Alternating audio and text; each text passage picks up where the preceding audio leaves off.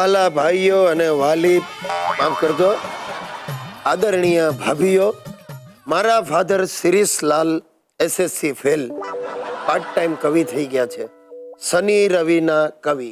જાગને ગિરિયા પાજી ડફોળિયા તુજ વિના નો કરીએ કોણ જાશે. કેવું લાગ્યું પ્રભાતિયું?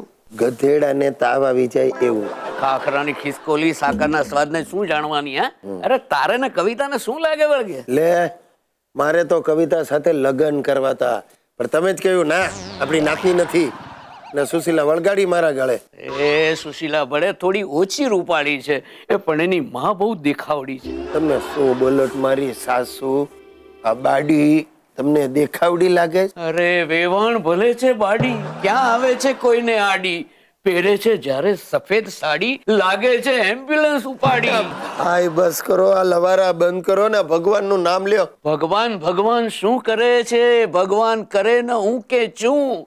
અરે પછી ભલે ને ગણપતિનો ઉંદર કરે ચું ચું ચું. શું મને તો માંદો પાડી દેશો, પણ આ દર્શકો એ બેભાન થઈ જશે. બાપુજી તમે જાઓ, મંદિરે જાઓ બસ.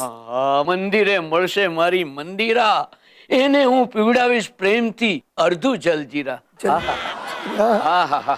એ પ્રભુ, મને લાગે છે આ મારો બાપ આ પ્રોગ્રામ બંધ કરાવીને જ રહેશે.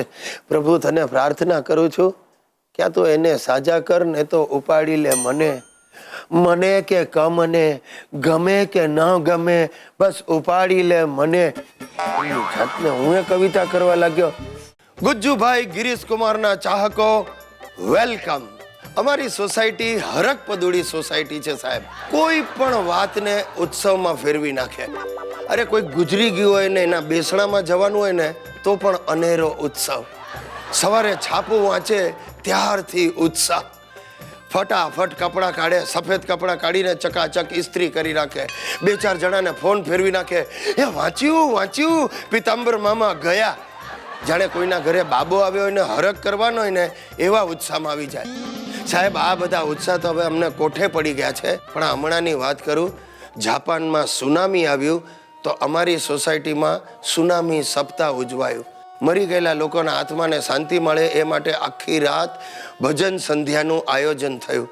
સોસાયટીના ડોસલા ડોસલીઓએ બેસુરા રાગમાં એવા ભજનો ગાયા કે જીવતા માણસોના આત્મા કકળી ઉઠ્યા. બીજે દિવસે સોસાયટીની બહેનોએ મળીને સુખડીને શક્કરપારા બનાવ્યા, જાપાન મોકલવા. હવે તમે જ મને કહો, જાપાનની સુનામીમાં સપડાયેલા જાપાનીઓ દુઃખમાં સુખડીને શક્કરપારા ખાય? પણ છતાં સુનામીને બદલે જાણે દિવાળી આવી હોય ને એવી તડામાર તૈયારીઓ ચાલી. પછી બહેનો 50 કિલો સુખડી અને 25 કિલો શક્કરપારા લઈને પહોંચી કલેક્ટરની ઓફિસમાં. નબળી ન્યૂઝ ચેનલવાળા અને ન વંચાતા અખબારોના પત્રકારો પણ આ સુખડી પ્રકરણ કવર કરવા માટે ત્યાં પહોંચી ગયા. બે ચાર હરક પદુડી બહેનોએ કેબલ ટીવી વાળાને રડતા રડતા ઇન્ટરવ્યુ આપ્યા. બહુત બુરા હુઆ, हमारे यहाँ पानी की तंगी है और जापान में इतना पानी बहुत बुरा हुआ. બીજી બે ત્રણ ઉત્સાહી બહેનોએ જાપાની અમારે ભાઈ ને બદલે સુનામી અમારા ભાઈએ એવું ભરડ્યું. કલેક્ટરે હાથ જોડી અને સુખડી અને શક્કરપારા લેવાની ના પાડી અને બહેનોને કહ્યું કે જાપાની આરોગ્ય ખાતાએ પરદેશી રાંધેલો ખોરાક લેવાની મનાઈ ફરમાવી છે. બધી બહેનો જાણે મળદું લઈ જતી હોય એમ માથા નીચા કરી અને સુખડીને શક્કરપારાના થેલા લઈને પાછી સોસાયટીમાં આવી. અને આ રીતે સુનામી સપ્તાહનો અંત આવ્યો.